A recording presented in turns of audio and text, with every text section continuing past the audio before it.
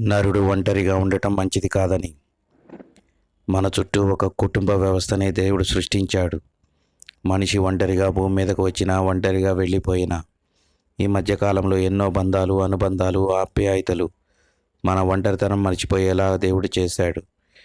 పిల్లలకు వివాహ వయసు వచ్చే వరకు తల్లిదండ్రులే తమకు ఆదర్శం. వారు లేకపోతే బ్రతుకులేనట్టుగా ఉంటారు.